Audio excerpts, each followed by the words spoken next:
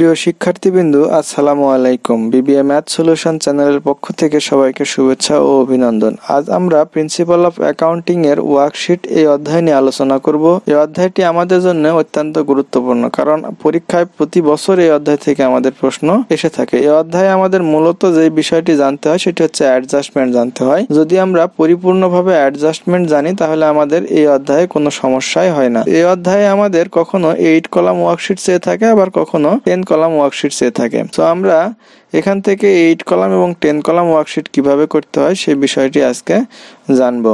So যেহেতু আমাদের এখানে প্রথমত অ্যাডজাস্টমেন্ট জানতে হয়, আমরা প্রথমত অ্যাডজাস্টমেন্ট করব, দেন আমরা ওয়ার্কশিট করব।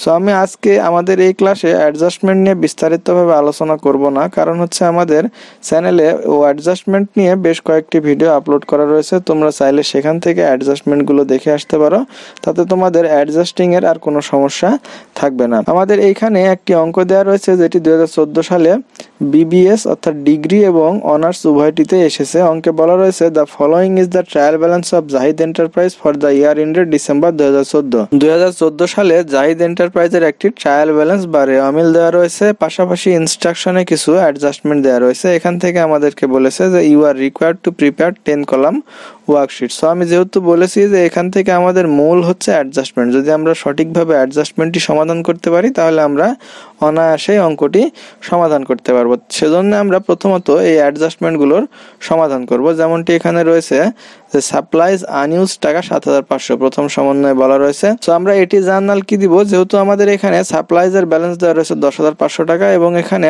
আনইউজ সাপ্লাই 7,500 টাকা বলা রয়েছে, অর্থাৎ আমাদের 10,500 টাকা মূল্যের সাপ্লাইজ ছিল, যার মধ্যে থেকে এখনো 7,500 টাকা অবশিষ্ট রয়েছে, অর্থাৎ বাকি 3,000 টাকা আমাদের এক্সপেন্স হয়ে গেছে। যেহেতু এখানেও অ্যাসেট দেওয়া রয়েছে এবং সমন্বয় অ্যাসেট দেওয়া রয়েছে, সেহেতু আমরা এক্সপেন্সের জার্নাল দেব যে সাপ্লাইজ এক্সপেন্স ডেবিট 3,000 টাকা, সাপ্লাইজ ক্রেডিট 3,000 টাকা। পরবর্তীতে 2 নম্বরে যে সমন্বয়টি দেওয়া রয়েছে সেটি হচ্ছে ডিপ্রিসিয়েশন পার ইয়ার টাকা 15,000। ডিপ্রিসিয়েশনের জার্নাল অল টাইম ফিক্সড, অর্থাৎ আমরা এটি জার্নাল করব এরকম ভাবে যে depreciation expense debit accumulated depreciation credit, যেহেতু পার ইয়ার 15,000 টাকা বলছে, সো আমরা এখানে 15,000 টাকা দ্বারা এটি এন্ট্রি দিয়েছি। 3 নম্বর সমন্বয়ে আমাদের বলা রয়েছে যে interest accrued on 6 month note payable issued on October 1, 2014 টাকা 3,000, অর্থাৎ আমাদের 3,000 টাকা মূল্যের ইন্টারেস্ট বকেয়া রয়েছে। এখানে আমাদের যে 6 মাস এবং ডেট যেটি দেওয়া রয়েছে যে অক্টোবর 1, এটির আমাদের কোনো কাজ নেই, কারণ এখানে আমাদের টাকার পরিমাণটি দেওয়া রয়েছে। সো আমরা যেহেতু এটি এক ধরনের ব্যয় এবং ব্যয় বকেয়া রয়েছে, সো ব্যয় বকেয়ার জন্য জার্নাল কি যে interest expense debit interest payable credit 3,000 টাকা। 4 নম্বর সমন্বয়ে বলা রয়েছে ইন্স্যুরেন্স এক্সপায়ার্স টাকা 1,500 পার মান্থ, অর্থাৎ প্রতি মাসে আমাদের 1,500 টাকা করে ইন্স্যুরেন্স এক্সপায়ার্ড হয়ে যাবে বা ব্যয় হয়ে যাবে। এখানে আমাদের রেওয়ামিলে প্রিপেইড ইন্স্যুরেন্সের একটি ব্যালেন্স দেওয়া রয়েছে 24,000 টাকা এবং এখানে বলা রয়েছে পার মান্থ 1,500 টাকা করে এক্সপায়ার্ড হয়ে যাবে। এটির জন্য আমরা জার্নাল দেবো এরকম যে insurance expense debit prepaid insurance credit, যেহেতু পার মান্থ 1,500 টাকা, অর্থাৎ 12 মাসে আমাদের টোটাল 18,000 টাকা। দেন 5 নম্বরে যে সমন্বয়টি রয়েছে সেটি হচ্ছে service provided but unbilled at December টাকা 7,500, অর্থাৎ আমরা 7,500 টাকা মূল্যের সেবা বাকিতে প্রদান করেছি, যেটি জার্নাল হচ্ছে account receivable debit service revenue credit 7,500 টাকা। আমাদের অ্যাডজাস্টমেন্টটি শেষ হয়েছে। এখন আমরা মূল যেই কাজ সেটি হচ্ছে ওয়ার্কশিটটি করে দেখাবো। সো ওয়ার্কশিট করার জন্য আমরা এরকমের একটি ছক দেবো, যেহেতু আমাদের 10 কলাম ওয়ার্কশিট, অর্থাৎ আমাদের এখানে অ্যাকাউন্ট টাইটেলের পরে 10টি কলাম থাকবে, যেমনটি এখানে রয়েছে যে ট্রায়াল ব্যালেন্সের 2টি কলাম রয়েছে, একটি হচ্ছে ডেবিট এবং আরেকটি হচ্ছে ক্রেডিট। এরকমভাবে adjusted trial balance, income statement, balance sheet প্রত্যেকটির 2টি করে কলাম রয়েছে, অর্থাৎ আমাদের এখানে মোট 10টি কলাম রয়েছে, যেটিকে আমরা বলি 10 কলাম ওয়ার্কশিট। সো আমরা প্রথমত কি করব, এখানে অ্যাকাউন্ট টাইটেলে এই ক্যাশ থেকে শুরু করে রেন্ট এক্সপেন্স পর্যন্ত, অর্থাৎ আমাদের মূল অঙ্কে যে ট্রায়াল ব্যালেন্সটি দেওয়া রয়েছিল যে প্রথমত ক্যাশ ছিল এবং ক্যাশ থেকে শুরু করে রেন্ট এক্সপেন্স পর্যন্ত কতগুলো এন্ট্রি দেওয়া রয়েছিল, আমরা আমাদের এই মূল অঙ্কে এখানে ক্যাশ থেকে শুরু করে রেন্ট এক্সপেন্স পর্যন্ত এই ব্যালেন্সগুলো লিখে নেব এবং যেটি যেভাবে ছিল সেভাবে লিখব। যেটি ডেবিট ছিল সেটিকে ডেবিট ঘরে লিখব ট্রায়াল ব্যালেন্সে, এবং যেটি ক্রেডিট ছিল সেটিকে আমরা ক্রেডিট ঘরে লিখব। লেখার পরে আমরা চলে আসবো আমাদের অ্যাডজাস্টমেন্টে। আমরা দেখব যে অ্যাডজাস্টমেন্টে কি রয়েছে। অ্যাডজাস্টমেন্টে আমাদের প্রথমত রয়েছে সাপ্লাইজ এক্সপেন্স ডেবিট 3000 টাকা। এখন আমরা দেখব যে আমাদের এই ক্যাশ থেকে শুরু করে রেন্ট এক্সপেন্স পর্যন্ত এর মধ্যে সাপ্লাইজ এক্সপেন্সের কোনো এন্ট্রি আছে কিনা। সো যেহেতু আমাদের ক্যাশ থেকে শুরু করে রেন্ট এক্সপেন্স পর্যন্ত সাপ্লাইজের কোনো এন্ট্রি নেই, আমরা নতুন একটি এন্ট্রি নিব, সেটি হচ্ছে সাপ্লাইজ এক্সপেন্স নামে এবং রেন্ট এক্সপেন্সের ঠিক পরেই। এবং এই টাকাটা যেহেতু আমাদের ডেবিট ছিল, সো আমরা এটিকে অ্যাডজাস্টমেন্টের ঘরে ডেবিট লিখব, কারণ এটি হচ্ছে আমাদের অ্যাডজাস্টমেন্টের এন্ট্রি। এবং আমি এই 3000 টাকার পাশে ছোট করে একটি এ লিখে রেখেছি বোঝার সাথে, যার মানে হচ্ছে অ্যাডজাস্টমেন্ট, অর্থাৎ এই টাকাটি অ্যাডজাস্টমেন্ট থেকে এসেছে।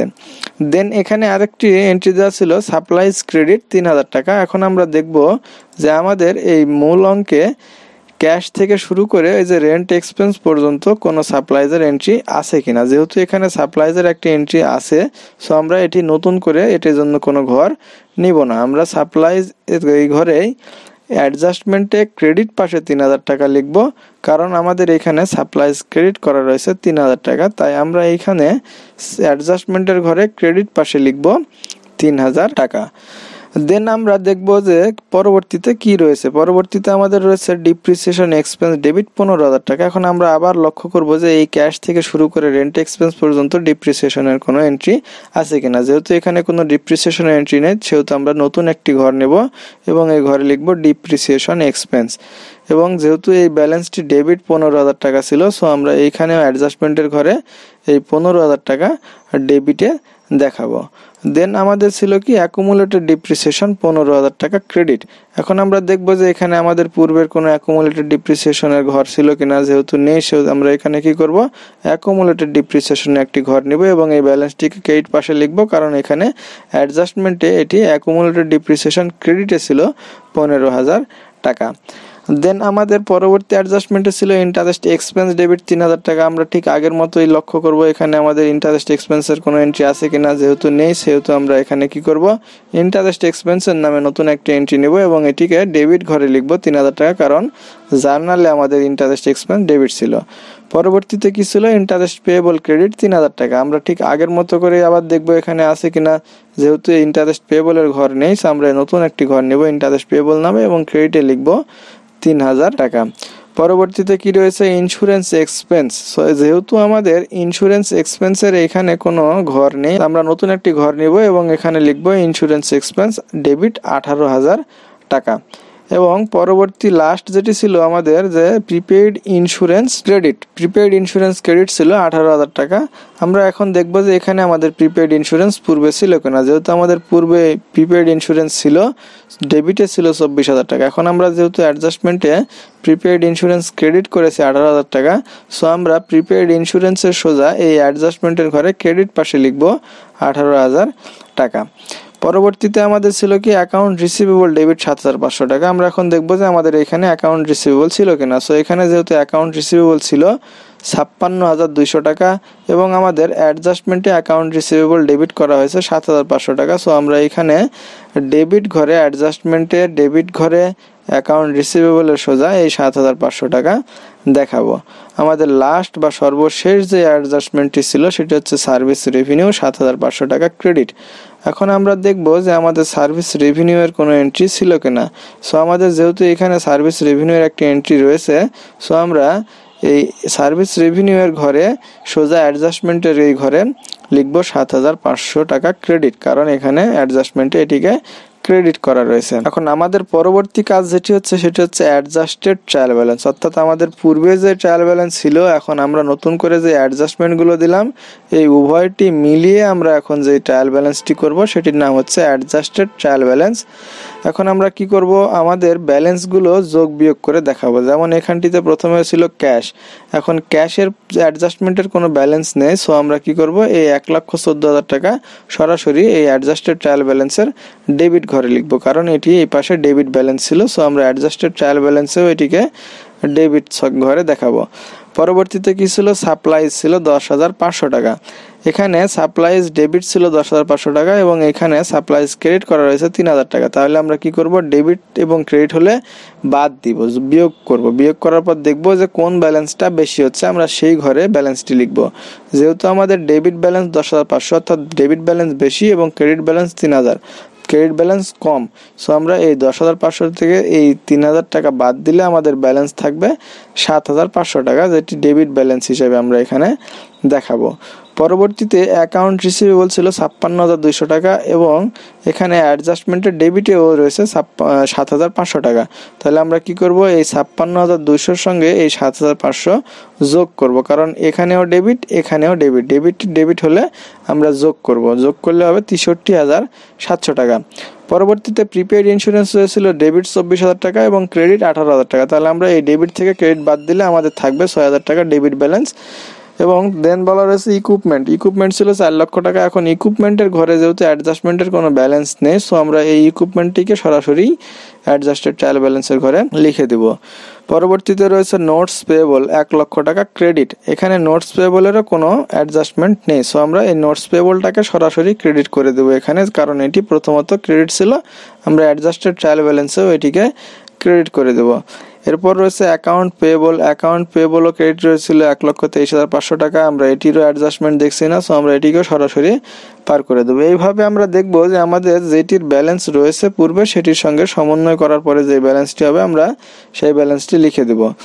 ড্রয়িং ছিল 6,000 টাকা, আমরা সরাসরি ড্রয়িং লিখে দেবো 6,000 টাকা ডেবিটে। সার্ভিস রেভিনিউ ছিল ক্রেডিট 1,36,200 টাকা এবং পরবর্তীতে অ্যাডজাস্টমেন্টে আরও 7,500 টাকা ক্রেডিট করা রয়েছে, সো আমরা এই ক্রেডিট এবং এই ক্রেডিট দুটিকে যোগ করব, যোগ করলে আমাদের হবে 1,43,700 টাকা। দেন স্যালারি এক্সপেন্স, এটির কোনো সমন্বয় ছিল না, এটি সরাসরি চলে এসেছে। ট্রাভেলিং এক্সপেন্স, রেন্ট এক্সপেন্স, এগুলোর কোনো সমন্বয় ছিল না, যার কারণে এগুলো সরাসরি আমরা অ্যাডজাস্টেড ট্রায়াল ব্যালেন্সে ডেবিট করে দিয়েছি।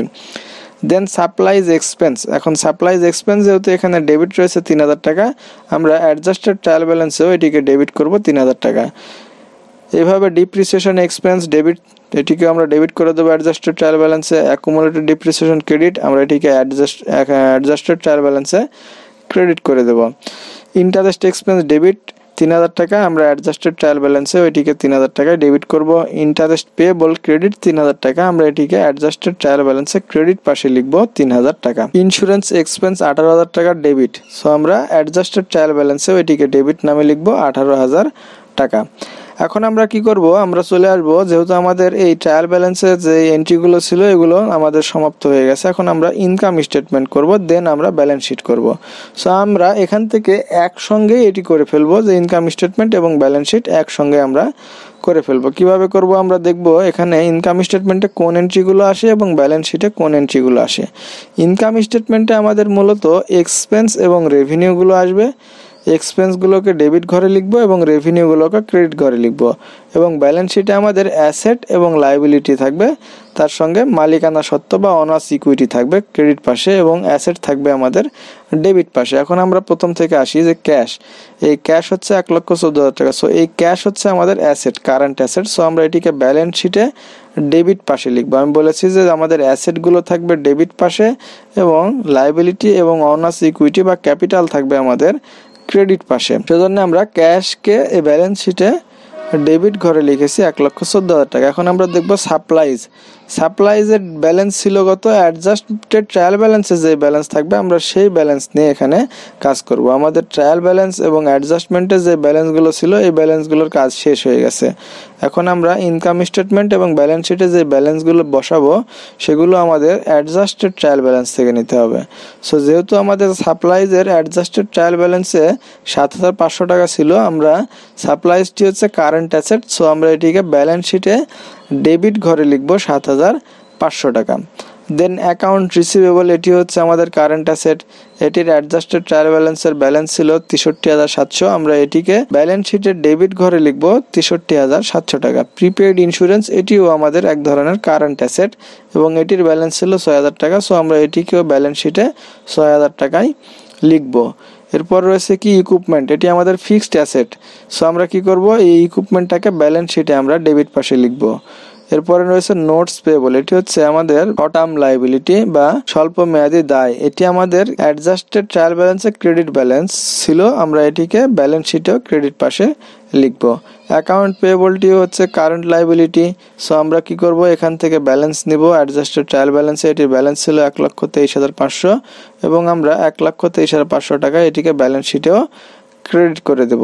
এরপরে কি ছিল, ক্যাপিটাল। ক্যাপিটাল ছিল আমাদের 3 লক্ষ টাকা। এটি হচ্ছে মালিকানা সত্ত্ব বা মূলধন। এটি আমাদের ব্যালেন্স শিটে দায় পাশে থাকবে বা মালিকানা সত্ত্ব পাশে থাকবে। এরপরে কি, ড্রয়িং। এটি হচ্ছে আমাদের এক ধরনের প্রতি মূলধন হিসাব, অর্থাৎ যেই হিসাবগুলো আমাদের মূলধনকে কমিয়ে দেয় সেগুলো আমাদের প্রতি মূলধন হিসাব বা বিপরীত মূলধন হিসাব। সো আমরা কি করব, এই ড্রয়িংটাকে এখান থেকে ব্যালেন্স নেব। এটি ডেবিট ব্যালেন্স ছিল 6,000 টাকা, এটিকে আমরা সরাসরি ব্যালেন্স শিটে ডেবিটে লিখব 6,000 টাকা। এরপরে কি, সার্ভিস রেভিনিউ। এটি যেহেতু আমাদের রেভিনিউ বা আয়, সো আমরা এটিকে ইনকাম স্টেটমেন্টে লিখব ক্রেডিট পাশে, এবং যদি ব্যয় হয় তাহলে ইনকাম স্টেটমেন্টের ডেবিট পাশে আমরা লিখব। তাহলে আমরা কি করব, সার্ভিস রেভিনিউকে ইনকাম স্টেটমেন্টে ক্রেডিট পাশে লিখব 1,43,700 টাকা, কারণ এটির অ্যাডজাস্টেড ট্রায়াল ব্যালেন্সের ক্রেডিট ব্যালেন্স ছিল 1,43,700 টাকা। দেন স্যালারি এক্সপেন্স। স্যালারি এক্সপেন্স হচ্ছে কি, ব্যয়। ব্যয় হলে আমরা কোথায় লিখব, ইনকাম স্টেটমেন্টের ডেবিট পাশে। সো আমরা এখানে ইনকাম স্টেটমেন্টের ডেবিট পাশে লিখে রেখেছি 22,000 টাকা, কারণ এটি অ্যাডজাস্টেড ট্রায়াল ব্যালেন্সে ছিল 22,000 টাকা। এরপরে travelling expense, rent expense, supplies expense, depreciation expense পর্যন্ত যে ব্যালেন্সগুলো আমাদের রয়েছে এখানে, আমরা সেই ব্যালেন্সগুলোকে সরাসরি ইনকাম স্টেটমেন্টের ডেবিট পাশে লিখে দেব। এরপরে কি রয়েছে, অ্যাকুমুলেটেড ডিপ্রিসিয়েশন। এটি হচ্ছে আমাদের প্রতি সম্পদ হিসাব। এটি আমাদের ব্যালেন্স শিটে ক্রেডিট পাশে দেখাতে হয়। সো আমরা এটিকে ব্যালেন্স শিটে ক্রেডিট পাশে দেখালাম, কারণ হচ্ছে এখানে প্রতি সম্পদ হলে বা বিপরীত সম্পদ হলে আমরা ক্রেডিট পাশে এবং প্রতি মূলধন হলে ডেবিট পাশে দেখাবো ব্যালেন্স শিটে। এরপর কি রয়েছে, ইন্টারেস্ট এক্সপেন্স। সো যেহেতু এক্সপেন্স এটি, সেহেতু আমরা কি করব, ইনকাম স্টেটমেন্টের ডেবিট পাশে লিখব। এরপর রয়েছে ইন্টারেস্ট পেয়েবল। এটি হচ্ছে আমাদের কারেন্ট লাইবিলিটি, এটিকে আমরা ব্যালেন্স শিটের দায় পাশে লিখব। এরপর রয়েছে কি, ইন্স্যুরেন্স এক্সপেন্স। এটি আমাদের ব্যয়। সো আমরা এই ব্যয়টিকে ইনকাম স্টেটমেন্টের ডেবিট পাশে লিখব। এখন যেহেতু আমাদের এন্ট্রিগুলো লেখা শেষ, এখন আমরা ইনকাম স্টেটমেন্টের ডেবিট এবং ক্রেডিটগুলো যোগ করব। আমাদের যেই পাশের ব্যালেন্সটা বেশি হবে আমরা নিচে সেটিকে লিখব। আমাদের এইখানে ক্রেডিট পাশে 1,43,700 টাকা রয়েছে এবং ডেবিট পাশে আমাদের এর চাইতে কম হয়। সো আমরা এই যেহেতু 1,43,700 টাকা বেশি, আমরা এই 1,43,700 টাকা নিচে লিখে দেবো উভয় পাশে, ডেবিট এবং ক্রেডিটে। এখন আমরা এই ডেবিট পাশের এক্সপেন্সগুলোকে যোগ করব। যোগ করে এই 1,43,700 টাকা থেকে বাদ দিব। বাদ দিলে আমরা দেখব যে আমাদের 55,700 টাকা থাকে, অর্থাৎ আমাদের আয় বেশি রয়েছে, ব্যয় কম রয়েছে, সেহেতু এটি আমাদের হবে নিট ইনকাম। নিট ইনকাম নামে আমরা নিচে একটি ঘর নিয়েছি যে নিট ইনকাম। এই যে ইনকাম স্টেটমেন্টের ডেবিট পাশে লেখা রয়েছে 55,700 টাকা। এখন আমরা কি করব, যদি নিট ইনকাম হয়, অর্থাৎ যদি আমাদের আয় বেশি হয় ব্যয় থেকে, তাহলে নিট ইনকাম হবে এবং এই নিট ইনকামের ব্যালেন্সটা আমরা সরাসরি ব্যালেন্স শিটে ক্রেডিট পাশে পার করে দেব। পার করে দেওয়ার পরে আমরা এখন এই ডেবিট ব্যালেন্স এবং ক্রেডিট ব্যালেন্সগুলো যোগ করব। যোগ করলে আমরা দেখব যে আমাদের উভয় পাশের ব্যালেন্স সমান হবে, তাহলে আমাদের এই ওয়ার্কশিটটি হয়ে যাবে।